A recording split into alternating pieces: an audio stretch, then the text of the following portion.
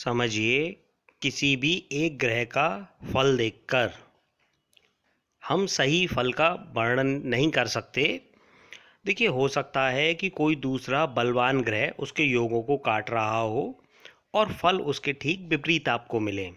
इसलिए सभी 9 ग्रहों के फल देखकर जो बलवान ग्रह फल दे रहा है या जो योग का निर्माण कर रहा है, वह ग्रहों की दृष्टियों से जो योग बन रहे हैं, इन्हें देखने के बाद ही हम सही फल के निर्णय पर पहुंचेंगे।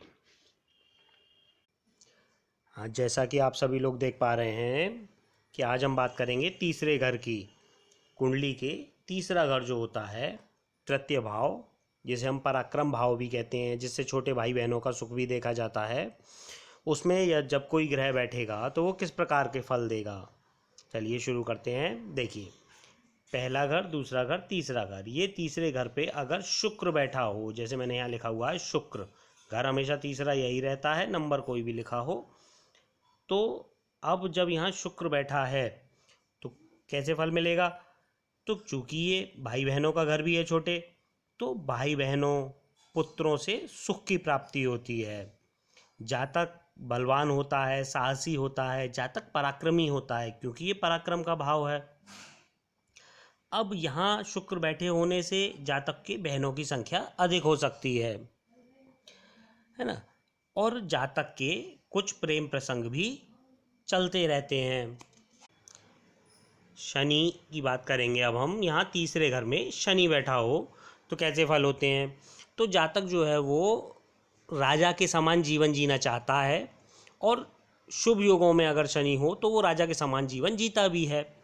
वो पराक्रमी होता है और अपने पराक्रम से शत्रुओं पर विजय भी प्राप्त करता है।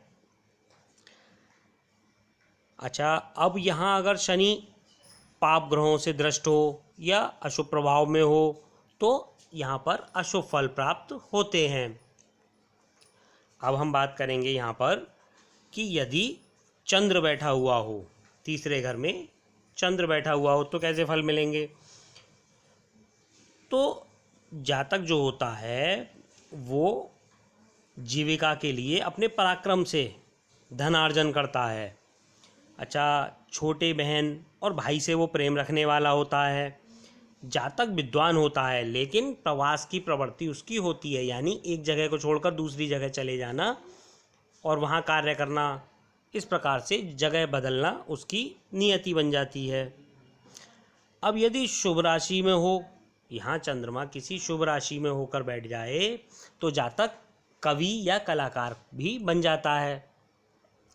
अब हम यहाँ बात करेंगे मंगल की, कि यदि मंगल यहाँ बैठा हुआ हो तीसरे घर में तो कैसे फल मिलेंगे? क्योंकि पराक्रम का भाव है और मंगल क्रूर ग्रह है, तो क्या होता है? जातक बलशाली होगा, धनी होगा, जातक उदार होगा और सुखी होता है जातक। लेकिन जातक के भाइयों के सुख में कमी रहती है, क्योंकि मंगल क्रूर ग्रह है, तो भाइयों के सुख में वो कमी करेगा ही करेगा।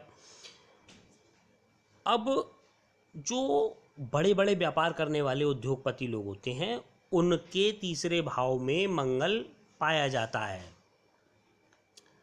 ठीक है। अब यदि यहाँ मंगल अशुभ प्रभाव में हो, पाप दृष्ट हो, तो छोटे भाई या बहन की मृत्यु तक संभव होती है। तो आज हमने इन 4 ग्रहों के बारे में बताया। आगे हम बात करेंगे बचे हुए 5 ग्रहों की। आज इतना ही। धन्यवाद।